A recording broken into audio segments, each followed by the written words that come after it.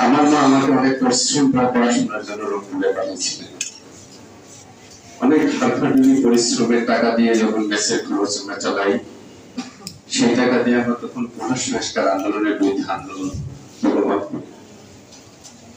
তারপর থেকে মা অনেক চিন্তিত, পড়াশোনার জন্য ছেলেকে পাঠাইছে শহরে, কিন্তু সেই ছেলে যদি আন্দোলন সংগ্রামে কোনো ক্ষতিগ্রস্ত হয় তাহলে তিনি তার বোনকে নিয়ে কিভাবে বাঁচবেন।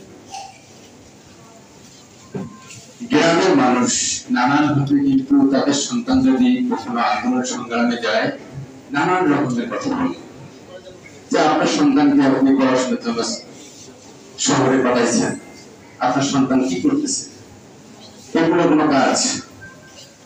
এরকম ভাবে মাদেরকে নানান ভাবে তাদেরকে হেনস্থার শিকার হতে হয় সে গ্রামে। আমি যখন ফিরতাম তখন মা কিন্তু এই কথাগুলো বলতো, তুই কি করিস, তোকে নিয়ে এরকম নানান সমালোচনা আলোচনা হয়।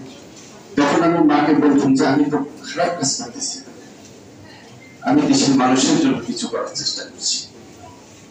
2020 সালে আমি আমার মাকে নিয়ে প্রথম রাজপথে আনি, রংপুরের রাজপথে। আমার ছবিটা আপনারা লক্ষ্য করেন,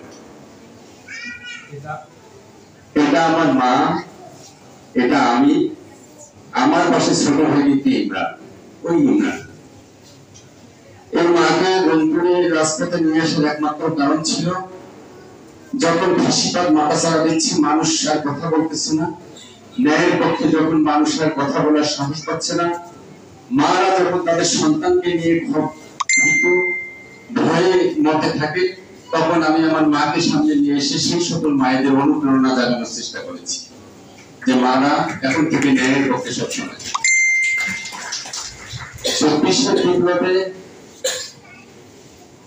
অনেক মায়ের বুক খালি হয়েছে, সেই সকল মাই জানে যে তাদের কত ব্যথা, কত কষ্ট।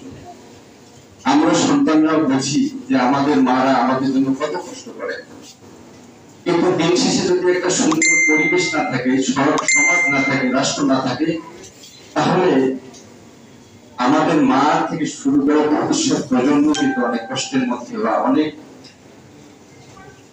একটা অগোছালো জীবন নিয়ে ভবিষ্যৎটা পার করে দিতে পারে।